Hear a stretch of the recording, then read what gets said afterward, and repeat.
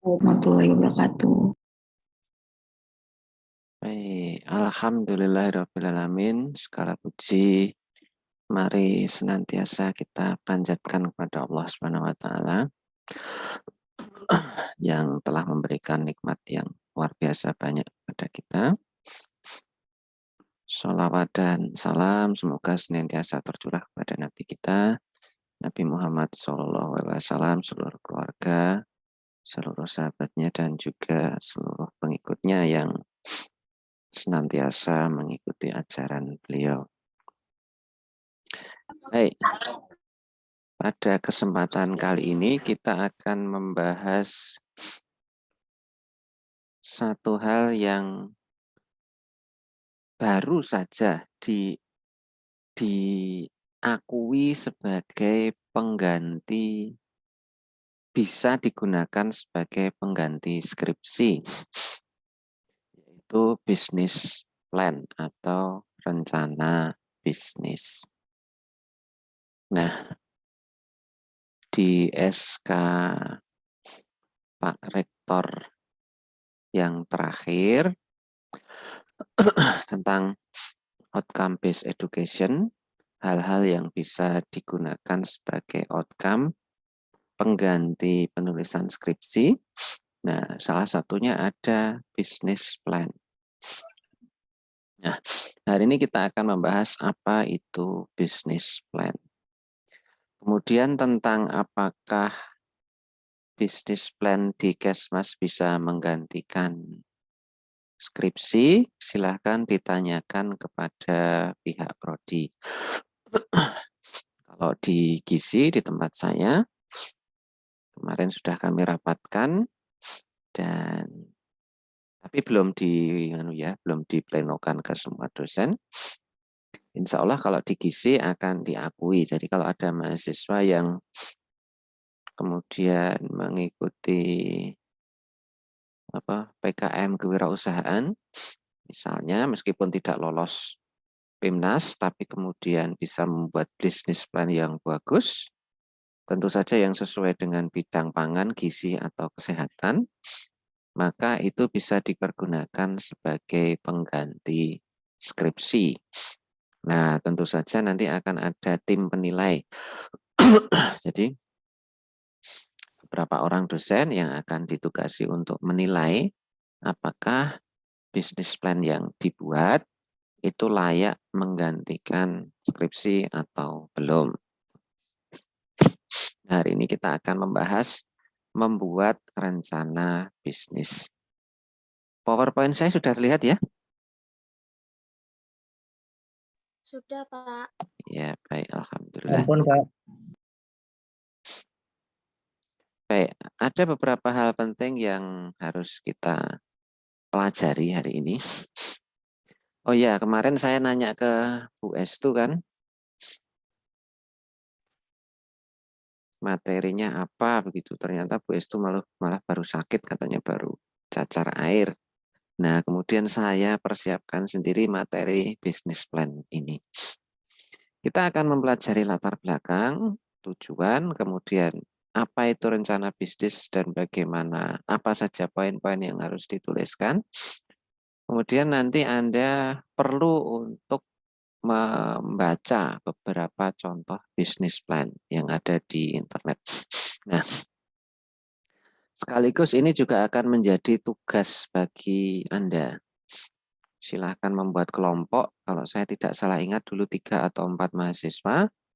Nah, tugas Anda adalah membuat bisnis plan lengkap. Tidak harus sempurna, tidak harus berlembar-lembar, tetapi sangat diharapkan poin-poin yang tertulis di PowerPoint ini nanti Anda sampaikan di bisnis plan Anda. Nanti dikumpulkan di hari ujian akhir kewirausahaan.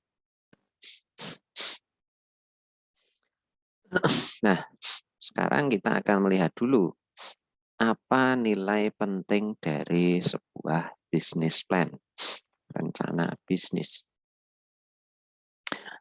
Baik, Memulai bisnis pasti memiliki tantangan tersendiri. Bagi Anda yang pernah ikut PKM kewirausahaan, Anda tahu itu bagaimana atau betapa sulitnya bagi kita untuk membuat sebuah rencana yang lengkap sampai ke bagaimana kita harus memasarkan, menghitung keuntungan, dan lain-lain. Nah, tantangan-tantangan itu tidak hanya datang saat mencari ide produk, tetapi juga dalam penyusunan strategi, mengelola biaya, pasarnya siapa, hingga investornya siapa.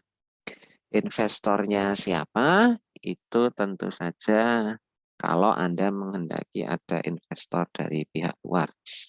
Kalau investornya Anda sendiri, misalnya Anda punya modal 500.000 kemudian akan berbisnis, ya berarti Anda tidak perlu mencari investor, cukup dari Anda sendiri. Bahkan seandainya pun Anda dimodali oleh orang tua, maka sangat penting bagi Anda untuk meyakinkan orang tua bahwa bisnis yang Anda akan laksanakan itu betul-betul layak. Berarti Anda kan harus meyakinkan orang tua bisnisnya usahanya seperti ini, Pak. Nanti kira-kira untungnya seperti ini, kalau rugi seperti ini. Nah, cara yang bisa memudahkan kita untuk menyusun hal-hal tersebut adalah dengan membuat dokumen rencana bisnis atau biasa disebut sebagai business plan. Mohon maaf ini ketikanya masih salah. Kalau mau bahasa Inggris mestinya bukan seperti itu. Business plan atau rencana bisnis adalah ide perencanaan suatu usaha atau bisnis, kemudian diketik, dituangkan dalam sebuah dokumen. Business plan berisi konsep, tujuan, sasaran, dan target. Bedanya apa? Dengan proposal. Kadang-kadang kalau mungkin Anda pernah membuat atau mungkin orang tua Anda pernah membuat atau teman Anda pernah membuat proposal itu ditujukan untuk mengajak bekerja sama. Sementara bisnis plan atau rencana bisnis itu isinya adalah penjelasan rencana bisnis yang akan didirikan di awal ketika kita akan mendirikan. Belum tentu mengajak kerjasama. Tapi kalau proposal, nah itu berarti sudah mengajak kerjasama, sudah menyampaikan yang dibutuhkan dalam kerjasama itu seperti apa, bagi hasilnya bagaimana, dan lain-lain. Nah, yang ada di SK Pak Rektor itu business plan, bukan proposal. Nah, sekarang apa tujuan kita membuat business plan? Yang pertama adalah kita membuat kerangka pembangunan bisnis. Jadi kita harus membuat kerangkanya seperti apa. Dimulai dari mana, kemudian targetnya seperti apa. Nah, itu harus dipersiapkan. Kemudian memperkenalkan bisnis kita kepada pihak lain. Memperkenalkan itu belum tentu mengajak bekerja sama. Kalau mengajak bekerja sama itu sudah proposal, bukan bisnis plan. Kemudian membuat rencana strategi bisnis. Yang jelas kita harus melihat segala segi kelebihan dan kekurangan. Kelebihannya orang lain apa, kekurangannya orang lain apa, kelebihan kita apa, kekurangan orang lain apa. Kemudian kita membuat anggaran dan biaya operasional.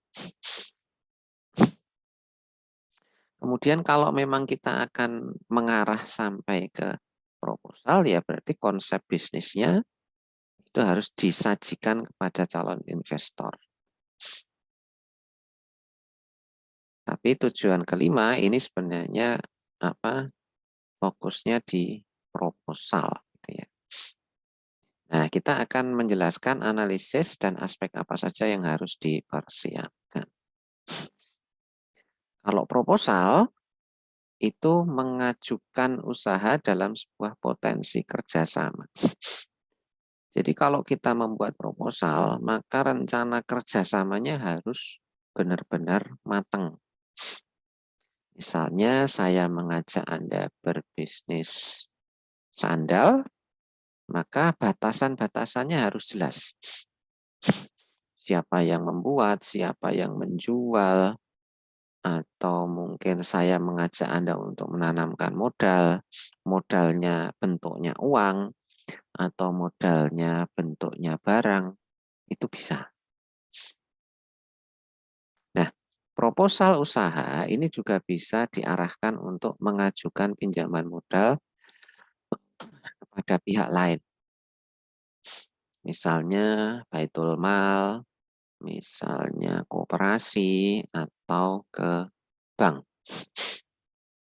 Tapi perlu diingat, kalaupun kita mengajukan pinjaman ke lembaga-lembaga tersebut, maka pahamilah terlebih dahulu mana yang boleh dan mana yang tidak boleh dalam agama kita, agama Islam. Metode seperti apa yang diperbolehkan dalam agama, itu harus kita pahami dulu. Sebelum kita mengajukan pinjaman. Nah, sekarang kita balik lagi ke rencana bisnis. Bagian apa yang harus dituliskan pada rencana bisnis? Nah, ini formatnya seperti ini. Jadi kalau Anda ingin mengajukan rencana bisnis sebagai pengganti skripsi, ya berarti memang harus lengkap. Yang pertama adalah ringkasan eksekutif, yang kedua profil, yang ketiga SDM, yang keempat operasional, dilanjutkan dengan produk atau layanan. Produk itu kalau yang kita akan bisniskan itu berupa barang, layanan itu kalau yang akan kita sampaikan ke konsumen itu adalah jasa. Kemudian analisis pasarnya seperti apa, strategi pemasarannya seperti apa, kemudian biaya dan pendapatannya seperti apa. Jika diperlukan, memang kadang-kadang kita harus menghitung juga sampai ke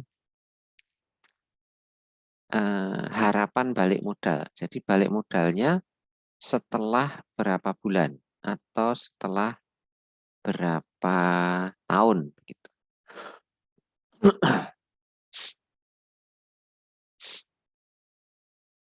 Nah, sekarang kita masuk ke yang pertama, ringkasan eksekutif. Duh, ini internet saya unstable, videonya saya matikan dulu, nanti saya nyalakan lagi. Yang pertama yang harus muncul di business plan adalah ringkasan eksekutif. Pahamilah dulu bahwa namanya ringkasan eksekutif itu seperti abstrak dalam sebuah artikel ilmiah. Berarti meskipun ini tampil pertama, tapi sebenarnya membuatnya terakhir. Jadi di ringkasan eksekutif ini, kita perlu menuliskan ringkasan mengenai seluruh isi dari bisnis plan kita. Kemudian buatlah dengan kata-kata yang menarik. Jadi seperti kita mengiklankan produk kita, mengiklankan bisnis kita. Dengan kata-kata yang menarik, tentu saja pembaca itu kemudian ingin tahu. Karena ingin tahu, maka kemudian pembaca akan membaca secara lebih lengkap. Ringkasan eksekutif tidak lebih dari 2 halaman. Jadi jangan banyak-banyak. Gambarkan keseluruhan bisnis Anda dengan baik dan lengkap dalam 2 halaman itu saja. Jangan terlalu bertele-tele. Nah, apa yang perlu dituliskan dalam ringkasan eksekutif? Yang pertama adalah mengapa bisnis Anda itu penting untuk dibuat. Yakinkan bahwa konsumen itu membutuhkan bisnis itu. Membutuhkan produknya atau membutuhkan jasanya, jasa layanannya itu. Kemudian tuliskan kita ingin seperti apa, visi misinya seperti apa, tujuannya apa. Kemudian produk atau jasanya seperti apa. Targetnya siapa, strategi pemasarannya bagaimana.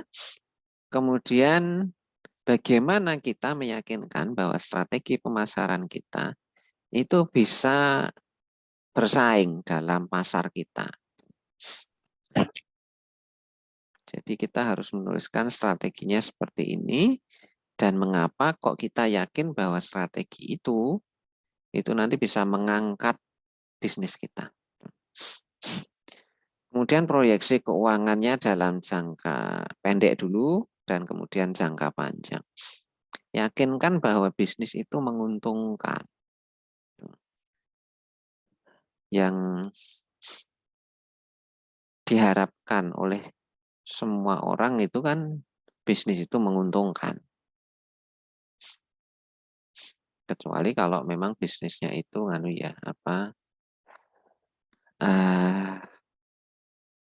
sosial gitu. Sosial.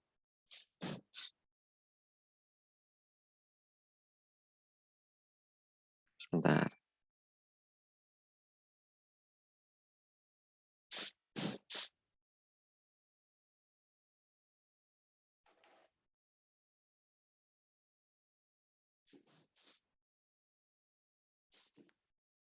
Kemudian profil. Jadi ada paling depan ringkasan eksekutif, belakangnya ada profil. Profil ini berisi deskripsi umum tentang konsep bisnisnya. Kita jelaskan apa yang membuat potensi-potensi apa yang membuat bisnis kita itu nanti akan menonjol. Jelaskan juga lokasinya, kemudian kenapa kok lokasi itu cocok. Jadi sampaikan bahwa bisnis kami itu memiliki kelebihan-kelebihan seperti ini. Kemudian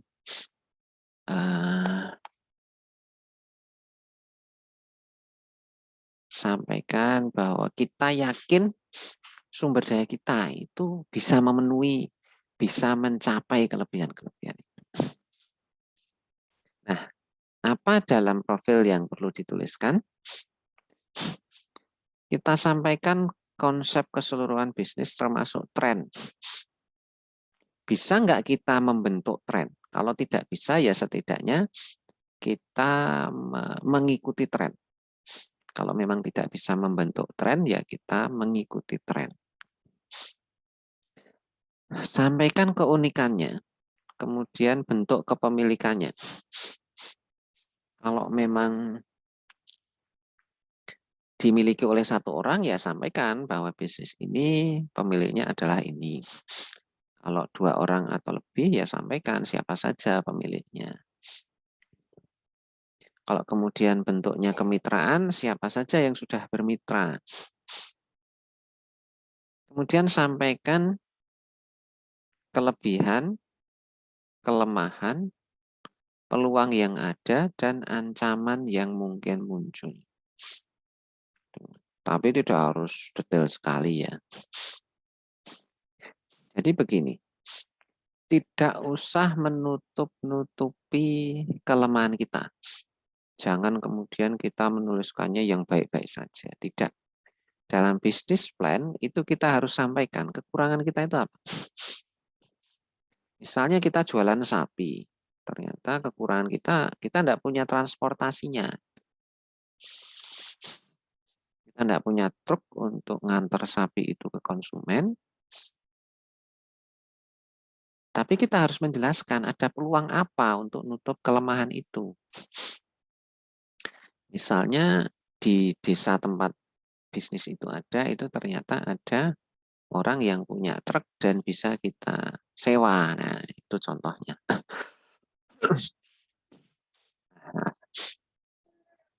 Berikutnya sumber daya manusia. Nah, ini yang sering dilupakan ketika kita menuliskan bisnis plan. Meskipun banyak orang yang berpendapat bahwa pegawai merupakan aset utama, tapi seringkali pemilik usaha yang menuliskan bisnis plan itu lupa nulis, terutama ketika yang bekerja itu dirinya sendiri dan atau keluarganya. Jadi kadang-kadang usaha kecil, usaha mikro itu kalau mengajukan pinjaman ke bank itu lupa bahwa keluarga yang bekerja di situ itu juga harus digaji. Misalnya ada keponakan bekerja, lupa tidak ditulis bahwa dia harus digaji, ada pengeluaran untuk gaji. Nah, itu yang sering sekali dilupakan. Sumber daya manusia harus dijadikan satu aspek penting dalam bisnis plan, termasuk kebutuhan saat ini, kebutuhan di masa mendatang, kebutuhan kualitasnya harus seperti apa, tidak hanya jumlah ya, itu harus kita rencanakan. Bisa jadi misalnya begini, kita bikin peternakan sapi. Ketika jumlahnya hanya 5 sapi, maka kita belum butuh akuntan. Tapi kalau sapi itu jumlahnya sudah berkembang jadi 50 ekor, maka kita butuh akuntan. Nah, itu contoh. Nah, dalam bagian sumber daya manusia ini, kita perlu menjelaskan kompetensi yang dibutuhkan. Jumlahnya berapa,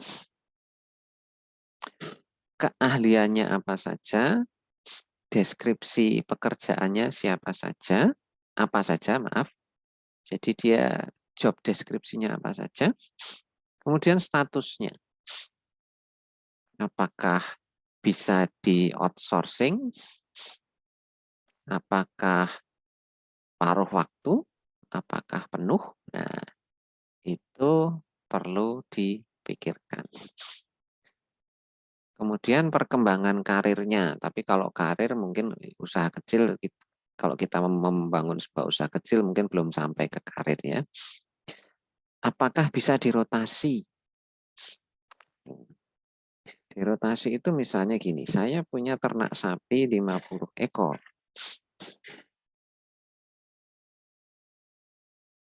Ada yang ngurusi pakan, ada yang ngurusi kotoran, ada yang ngurusi kesehatan.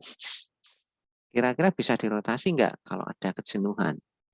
Misalnya yang ngurusi pakan diputer jadi ngurusi kotoran. Yang ngurusi kotoran diputer jadi ngurusi pakan. Nah, seperti itu bisakah dilakukan? Berikutnya operasional. Operasional itu mulai dari awal ya, membeli bahan sampai ke perlengkapan sampai ke penggunaan. Maaf. Nah, dalam bab operasional ini kita perlu menjelaskan proses apa saja yang sudah dilakukan, yang belum dilakukan apa. Kemudian apa itu timeline. Nah, timelinenya akan seperti apa?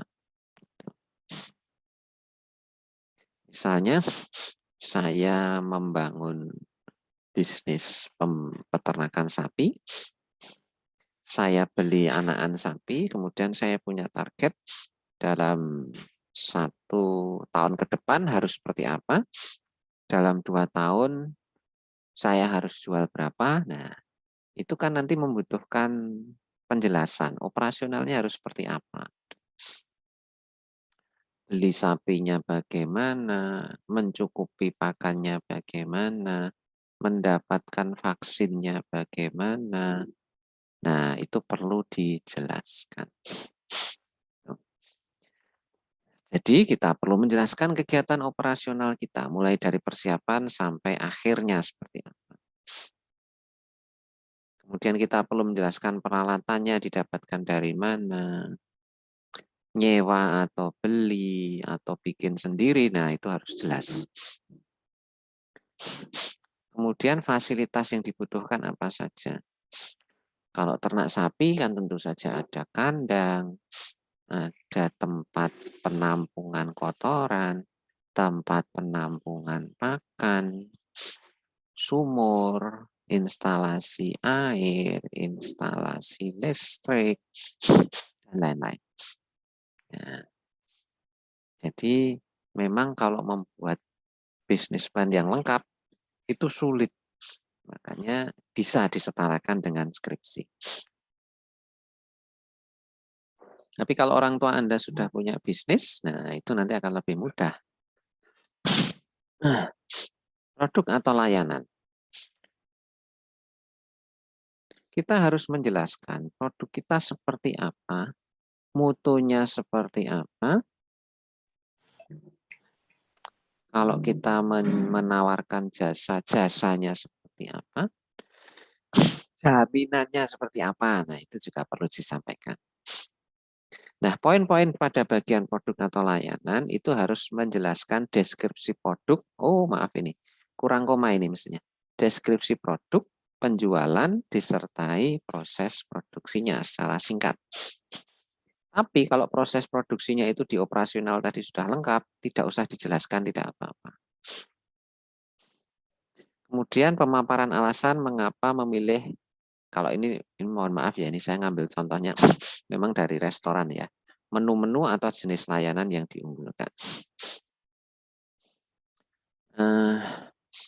Beberapa restoran itu kan punya unggulan produk ya.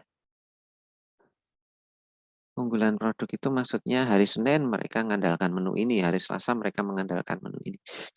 Nah, kita harus menjelaskan keunggulan produk menu kita itu kalau restoran ya itu seperti apa. Kalau misalnya saya ternak sapi, keunggulan sapi saya itu di mana?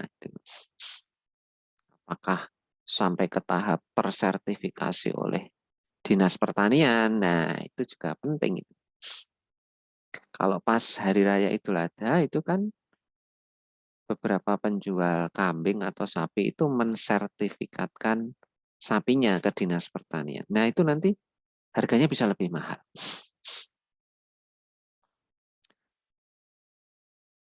Kemudian, oh alah, maaf. Nanti saya kirim ulang ya, ini ada yang salah ini. Rantai pasokan bahan baku itu mestinya masuknya di sini, di operasional.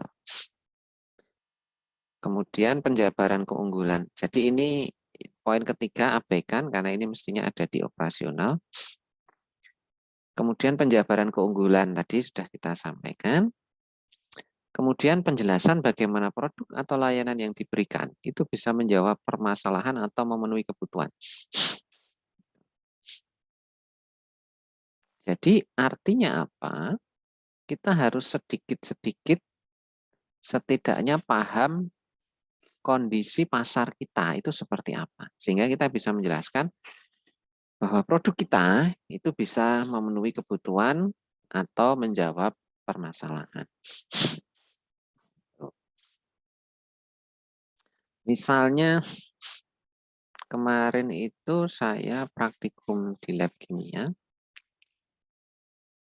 Kemudian Bu Siti dan Mas Kuri itu menyampaikan ke saya bahwa limbah cairnya itu sekarang sudah ada yang menangani, Pak. Itu juga bisnis yang menarik sebenarnya. Penanganan limbah lab itu. Nah, siapa yang butuh? Tentu saja yang butuh adalah sekolah atau universitas atau industri yang punya lab. Pasarnya kecil. Tetapi kalau tidak ada orang yang mengolah limbah cair dari lab, maka itu nanti akan menimbulkan permasalahan yang luar biasa. Sampai sebelum UTS itu, limbah cair di lab kita itu kan masih terbuang begitu saja ke sungai. Dan itu kan nanti akan menimbulkan permasalahan. Nah, sampaikan bagaimana produk kita itu bisa membantu mengatasi permasalahan yang dihadapi oleh klien atau memenuhi kebutuhan masyarakat. Baik, sampai di sini dulu ada yang ditanyakan, silahkan. Kalau ada yang ingin ditanyakan, silakan. Bisa lewat chat atau langsung membuka mic.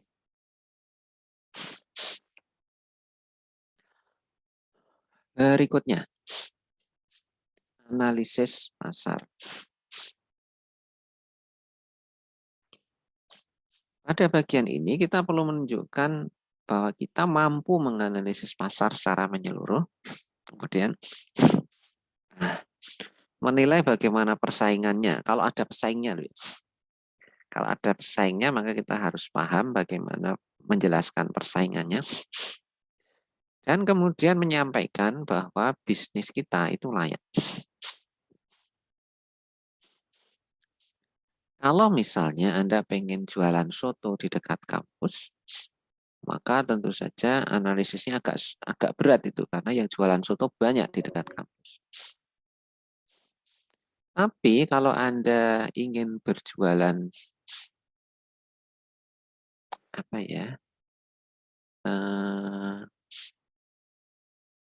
alat-alat lab di dekat kampus kita, maka analisisnya tidak terlalu sulit karena yang jualan alat lab di sekitar kampus UMS itu sedikit. Nah, tentu saja semakin banyak pesaing itu sebenarnya menunjukkan bahwa pasarnya itu besar. Kalau semakin sedikit pesaing, itu sebenarnya menunjukkan pasarnya itu di lingkungan itu kecil pada saat itu. Tapi bisa saja kemudian pasar itu menjadi sangat besar ketika kita bisa menunjukkan bahwa produk kita itu oke, bisa diterima oleh masyarakat. Hanya saja saya mohon maaf, saya kok belum bisa mencari contoh yang kira-kira bagus di sekitar kampus itu apa. Siapa yang punya usaha di dekat kampus yang ternyata bisa membuka pasar. Dulunya tidak terpikirkan, tapi sekarang sangat dibutuhkan. Saya belum bisa menyebutkan contoh yang bagus seperti apa. Tapi kalau skala makro, skala Indonesia misalnya, contoh yang sangat bagus. Jadi awalnya tidak ada, tetapi kemudian bisa membuka pasar dengan sangat baik. Itu tentu saja marketplace seperti Shopee, Bukalapak.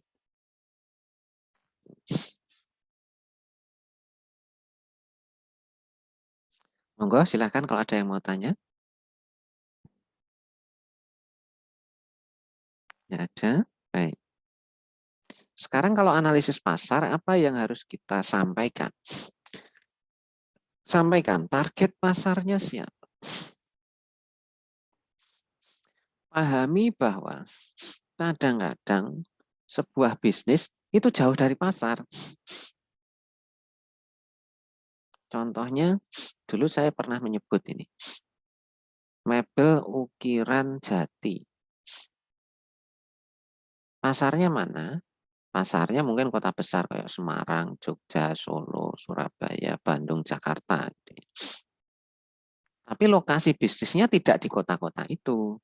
Lokasi bisnisnya ada di Jepara misalnya.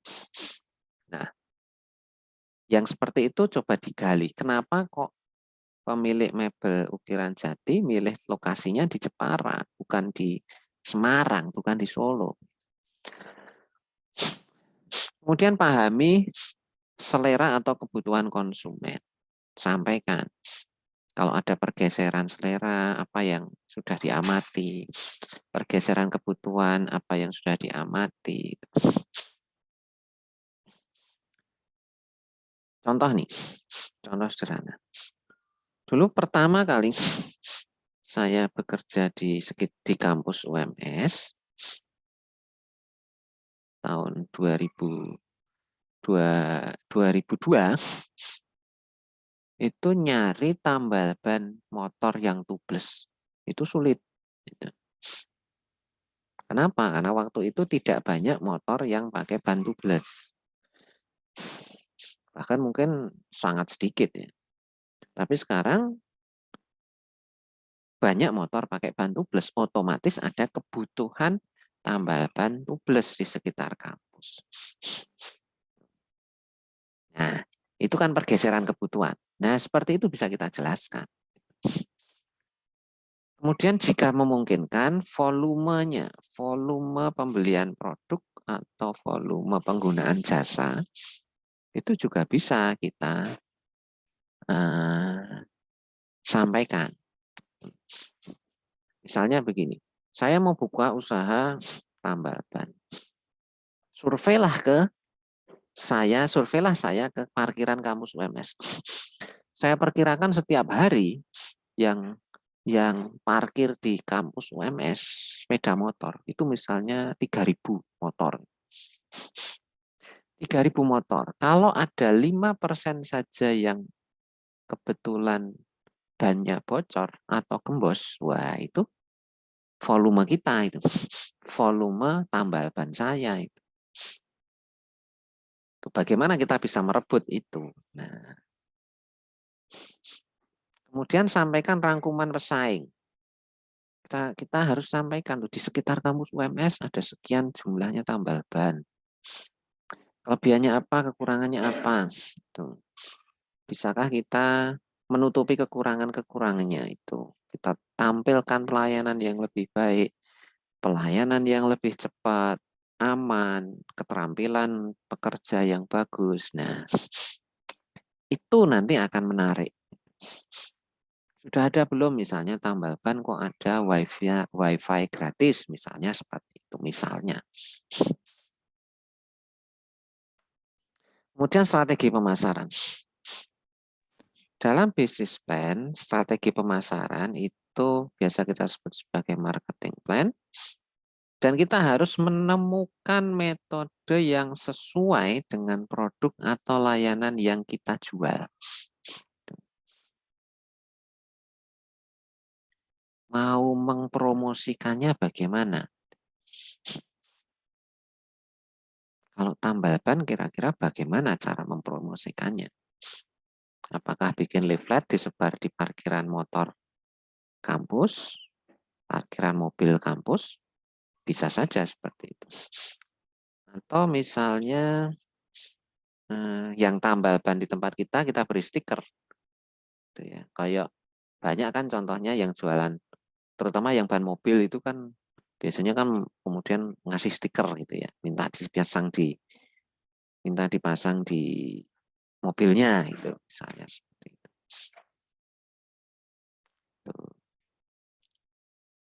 Nah, pemilihan metode pemasaran sangat penting. Pahami itu. Salah satu kunci utama kesuksesan adalah memasarkan. Nah, kalau dalam bisnis plan apa yang perlu kita tuliskan? Kita perlu menuliskan penjelasan tentang bagaimana kita menerapkan sistem penjualan yang tepat. Misalnya kalau kita jualan kaos, ya kita bisa sampaikan penjualannya bisa secara eseran atau grosir. Misalnya, kemudian kalau grosir, diskonnya berapa, bonusnya apa, nah kayak gitu, itu bisa kita sampaikan. Kemudian strategi promosi dan iklan. Sampaikan bagaimana kita akan berpromosi, bagaimana kita akan menyebarluaskan informasi tentang produk kita. Kemudian medianya apa? medianya apa, kemudian kita harus bisa memastikan bahwa media itu terakses oleh pasar kita dalam jangka waktu yang cukup lama. Oke lah kita bisa misalnya membuat leaflet disebar, selebaran disebar. Tapi apakah itu akan dalam jangka waktu yang lama? Nah, itu perlu kita pikirkan. Membuat papan nama yang bagus, menarik, itu juga strategi promosi. Membuat spanduk misalnya, itu juga strategi promosi. Gitu. Kemudian jika diperlukan, kita bisa menuliskan biaya iklannya. Terutama kalau memang kita pengen nyari investor ya, ini biaya iklan itu penting itu. Kemudian biaya operasional dan pendapatan. Kita harus jelaskan bahwa untuk melaksanakan bisnis ini kita perlu biaya seperti ini. Sewa tempat, persiapan jaringan listrik, jaringan air, kemudian misalnya limbahnya bagaimana, pengeluaran bahannya seperti apa, sumber pengeluaran untuk sumber daya manusia seperti apa, pajaknya bagaimana, itu harus kita pikirkan baik-baik. Kalau bisnisnya itu sudah jalan, maka kita tidak perlu menjelaskan modal awal. Tapi apa yang sudah kita pegang saat itu yang kita jelaskan. Tapi kalau bisnis itu baru berjalan, ya sampaikan modal awalnya bagaimana. Atau yang belum berjalan, ya harus menyampaikan modal awalnya bagaimana. Begitu. Kemudian ada uraian pendapatan. Prediksi kita, pendapatan kita berapa. Kemudian keuntungannya berapa dari sisi laba kotor dan laba bersih.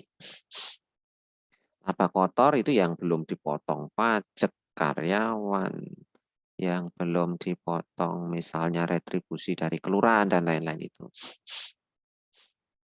Kemudian biaya beban operasionalnya seperti apa. Misalnya saya bikin tambal ban, ya berarti saya harus siap. Untuk lem berapa, untuk bisa mendapatkan ban dalam, ban luar berapa. Penggunaan kompresor berapa rupiah. Butuh bahan bakar apa, apakah kompresornya listrik atau kompresornya bensin. Nah, itu kita harus mencari yang pengeluarannya atau biaya operasionalnya semurah mungkin. Perawatannya bagaimana dan lain-lain. Jangan lupa dipikirkan penyusutan. Nah, ini. Saya sering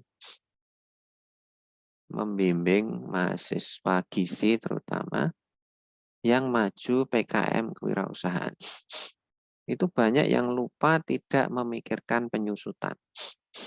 Penyusutan itu bagaimana? Penyusutan itu begini. Misalnya saya punya bisnis tambal ban, saya punya kompresor baru di tahun 2022 ini. Saya harus berpikir, kira-kira kompresor saya itu umurnya berapa? Misalnya umurnya 4 tahun, misalnya 2022 akhir sampai 2026 akhir. Apa yang harus saya persiapkan? Saya harus mempersiapkan uang supaya saya bisa yakin bahwa di akhir 2026 itu saya punya uang untuk membeli kompresor yang baru.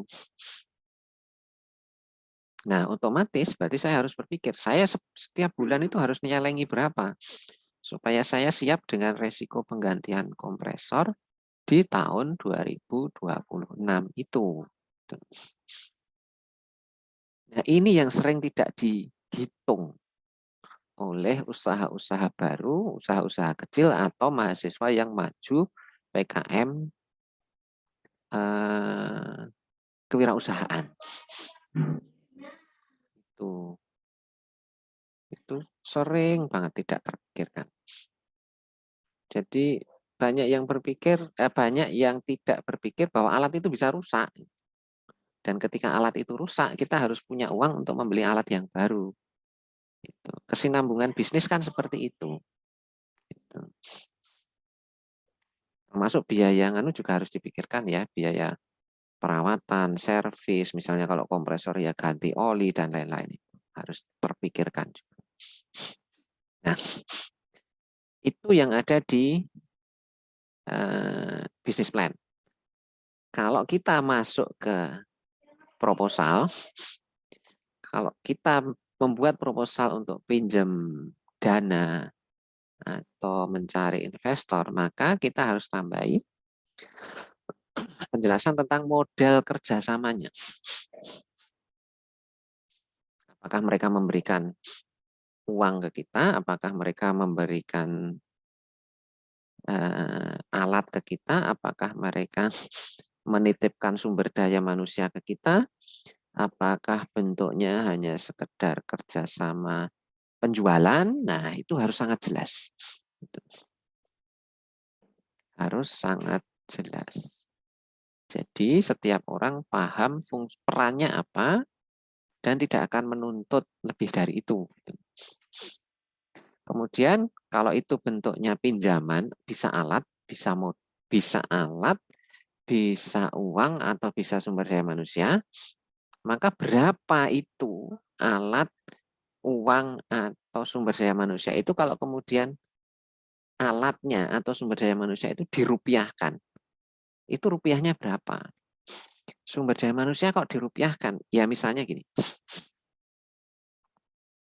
Saya bikin usaha peternakan, sudah besar. Saya butuh akuntan. Kemudian saya hubungi misalnya ya, saya menghubungi teman dosen akuntansi yang punya perusahaan akuntan. Saya sampaikan, saya butuh dibantu ini.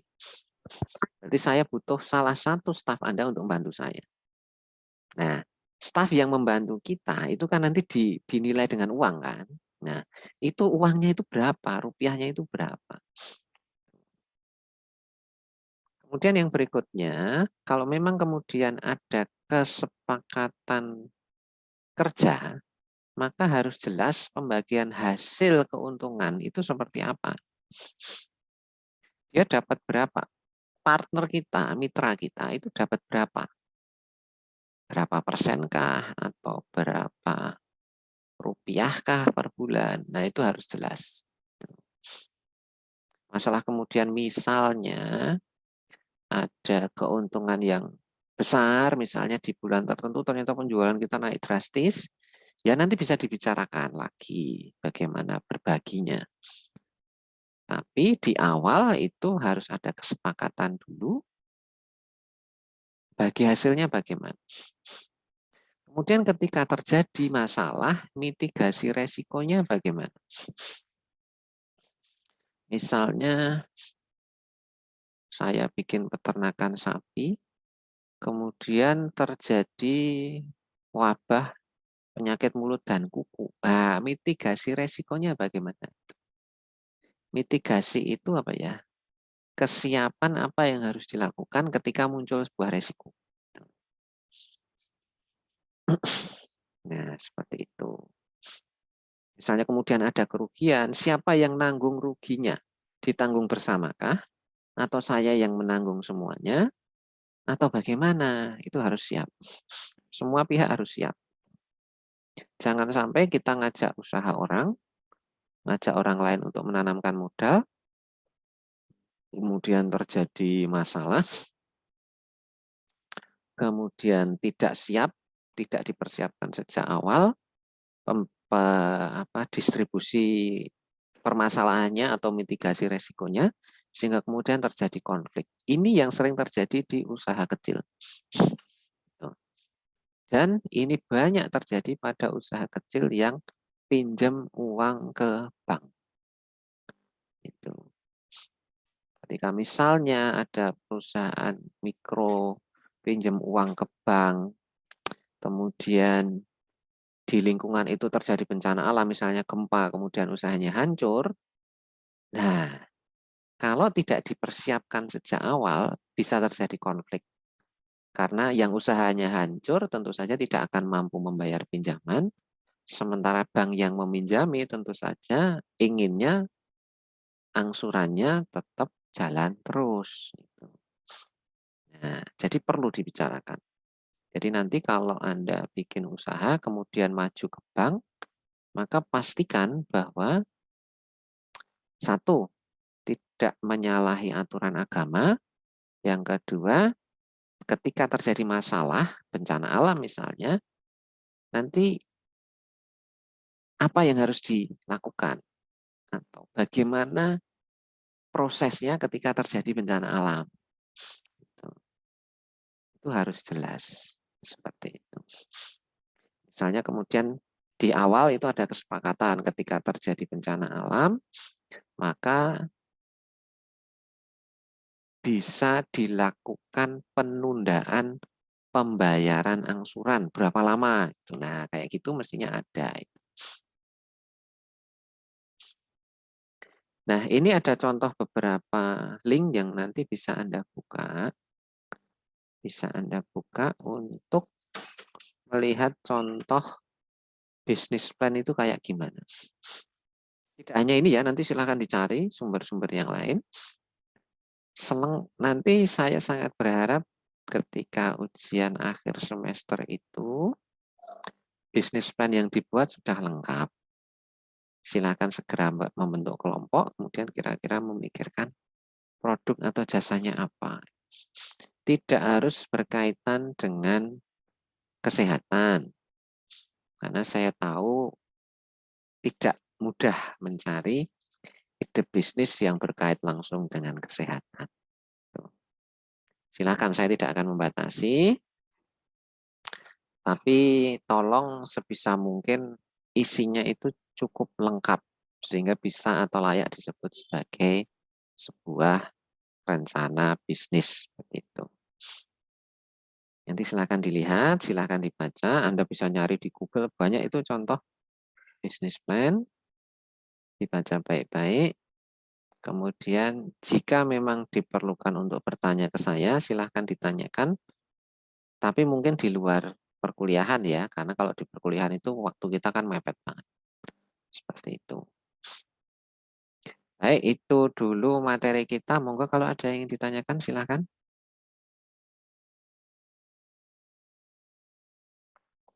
Monggo silahkan kalau ada yang ingin bertanya. Insya Allah belum, Pak. Ya, baik. Eh, kalau ada yang sudah punya rencana, kemudian pengen nanya ke saya, Pak, kalau rencananya seperti ini bisa nggak, Pak? Silakan datang ke kantor Prodi Gizi ya. Nanti ruangan saya paling depan, diketuk saja masuk, kemudian Pak izin kalau boleh konsultasi tugas kewirausahaan, itu silahkan. Kalau pas saya longgar tentu akan saya layani. Insya Allah akan seperti itu. Nah nanti Dek, kalau Anda serius dengan bisnis plan ini, kemudian nanti ternyata Prodi Kesmas mengizinkan bisnis plan menjadi pengganti skripsi, maka nanti bisa kemudian dilengkapi itu bisnis plan-nya.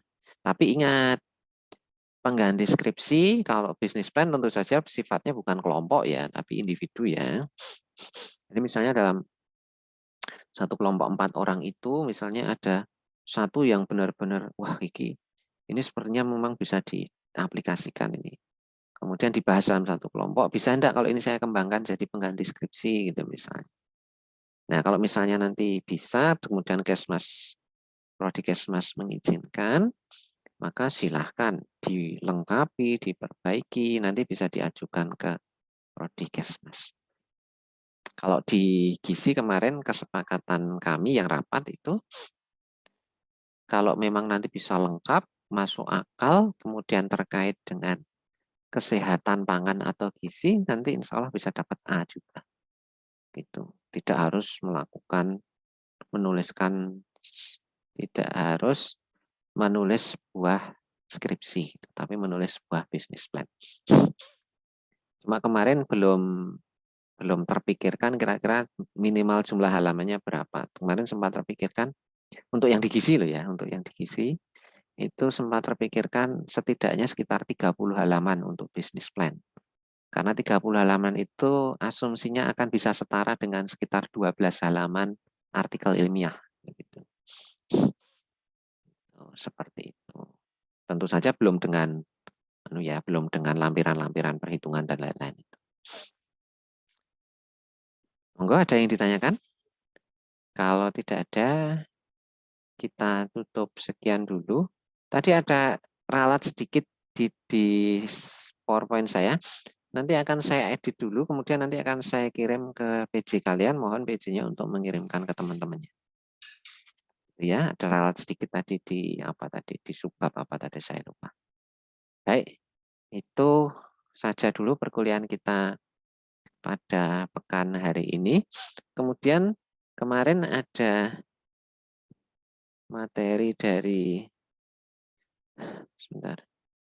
materi titipan dari Bu Estu ya tentang itu cara memulai usaha ala Abdurrahman bin Auf. Nah, itu silakan dibaca baik-baik. Itu menarik juga. Jadi bagaimana seorang sahabat yang awalnya nggak punya apa-apa kemudian bisa jadi salah satu orang paling kaya. Bagaimana cara berbisnisnya dengan manusia dan juga berbisnis dengan Allah. Seperti itu.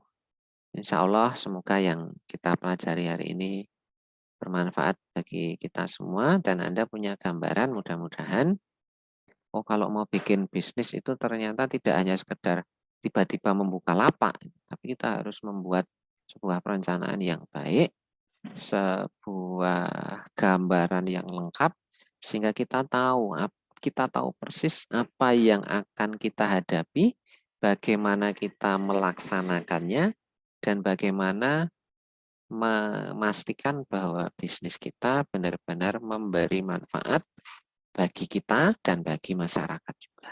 Begitu. Terima kasih. Jaga kesehatan selalu. Mudah-mudahan Allah senantiasa melindungi kita, memberi kemudahan kepada kita, sehingga nanti ilmu yang kita dapatkan ketika pembelajaran itu bisa kita manfaatkan sebaik-baiknya untuk kemaslahatan kita dan kemaslahatan masyarakat. Amin. Mohon maaf kalau ada kekurangannya. Assalamualaikum warahmatullahi wabarakatuh. Waalaikumsalam.